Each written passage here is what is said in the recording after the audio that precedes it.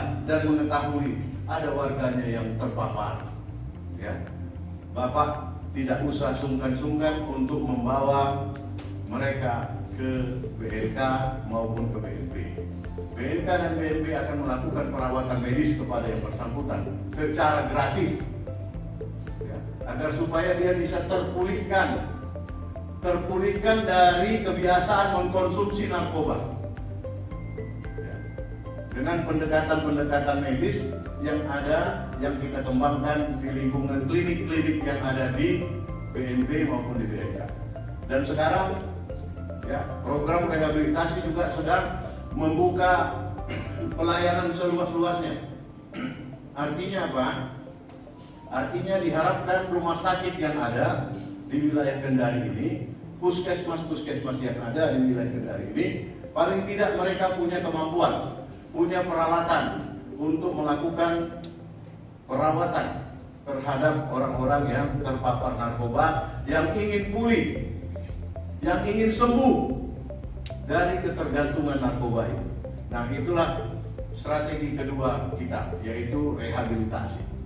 Kalau tingkat paparannya sudah terlalu parah, ya, klinik Pratama BNP tidak mampu melakukan pelayanan terhadap yang bersangkutan, tidak perlu khawatir, karena negara kita sudah membuat suatu tempat pelayanan rehabilitasi. Kalau di tempat kita ini, kita di bawah rayonisasi Balai Besar atau LOKA rehabilitasi di Badoka, Makassar. Jadi kita bisa antar yang bersangkutan ke sana untuk mendapatkan perawatan dalam rangka pengobatan sehingga bisa pulih kembali seperti kita-kita sekalian. Jadi sebenarnya negara hadir dalam pencegahan, negara hadir dalam pengobatan terhadap orang-orang, warga masyarakat kita, bangsa kita sendiri, untuk kita pulihkan dari ketergantungan narkoba ini. Kemudian strategi ketiga adalah pemberantasan. Ya, pemberantasan ini dimulai dari upaya penyelidikan, penyidikan, sampai mengajukan yang bersangkutan ke pengadilan untuk mempertanggungjawabkan perbuatannya dari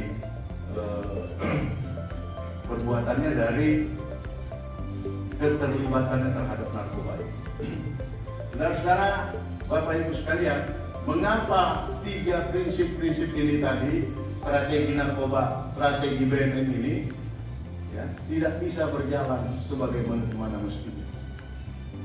Justru semakin hari, ya, di semua tempat, hampir di merata tempat, narkoba ini angkanya semakin terlihat semakin tinggi. Ya. Kita dikagetkan dengan tangkapan kemarin di Pulau Seribu ratusan kilo sabu-sabu. Kita dikagetkan juga di provinsi tetangga kita di Sulawesi Tengah beberapa waktu yang lalu puluhan kilogram sabu-sabu tertangkap. Dan yang paling terakhir di depan mata kita dikagetkan dengan warga kita yang kesehariannya menjual ikan ternyata juga sebagai pedagang narkoba dan berhasil ditangkap oleh BNP Sultra.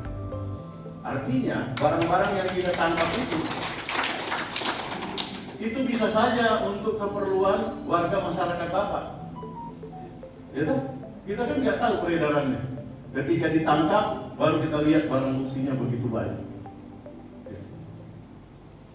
Jadi sebenarnya semua program pemerintah itu sampai saat ini belum bisa optimal. Mengapa? Karena ada satu kata bijak, ya. Karena ada satu kata bijak yang kita sama-sama perlu renungkan dan perlu kita laksanakan bersama. Ya. Itu kata bijaknya.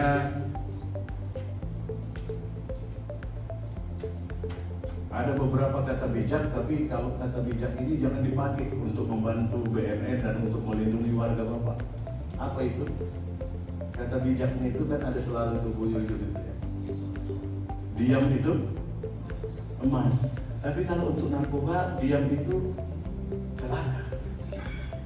Benar kan? Iya.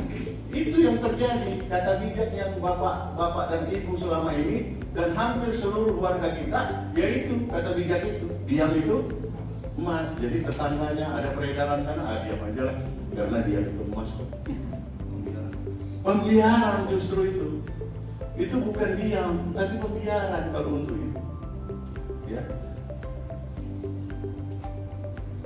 Terkait dengan kata bijak diam, sesungguhnya menurut saya untuk melawan narkoba ini, menjadikan narkoba ini musuh bersama, kata bijaknya adalah kadangkala dunia ini kejam. Ini kata bijaknya. Kadangkala dunia ini kejam. Bukan karena banyaknya penjahat. Kadangkala dunia ini kejam, bukan karena banyaknya penjahat, tapi karena orang-orang baiknya diam.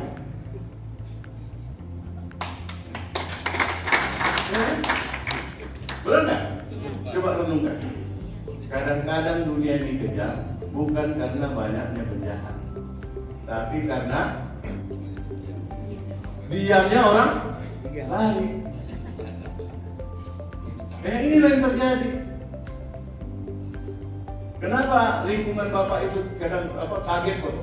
Itu di situ ada ditangkap warga saya narkoba. Kaget Bapak itu. Ya karena selama ini Bapak dan Ibu serta warga semuanya diam. Gitu.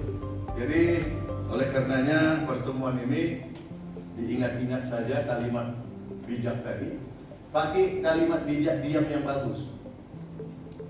Untuk narkoba, kalau untuk yang lain boleh lah. Kalau lagi sama suami lagi emosi, itu boleh tuh. Diam itu emas daripada piring melayang. Ya kan? Diam itu emas kalau menghadapi suami, boleh. Apalagi bulan-bulan tua, ya kan? Tanggal 25, pakailah kata bijak itu Bapak dan Ibu sekalian. Ya, diam itu emas Bang. Kenapa? Soalnya kalau aku jawab terus nanti meja ini kau balikkan. Boleh pakai diam yang itu.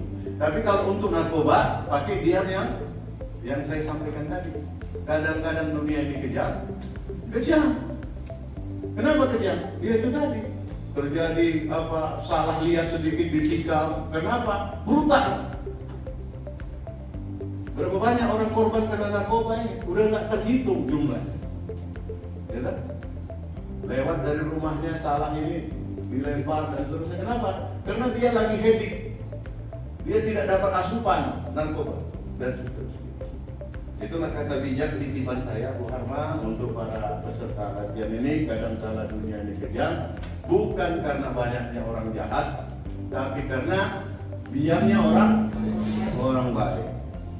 Hadirin sekalian yang saya hormati,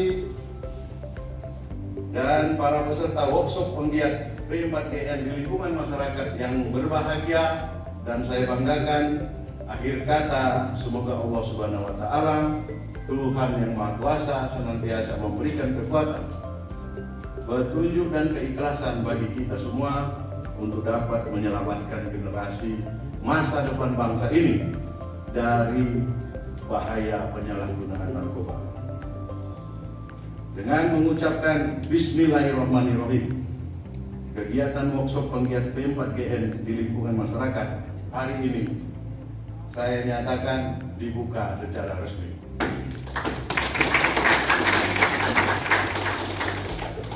Sekian dan terima kasih. Mohon maaf apabila terdapat kata-kata saya yang menyinggung Bapak Ibu sekalian. Saya mohon maaf, dan kepada Allah Subhanahu wa taala saya mohon ampun. Wabillahi taufiq wal hidayah. Wassalamualaikum warahmatullahi wabarakatuh.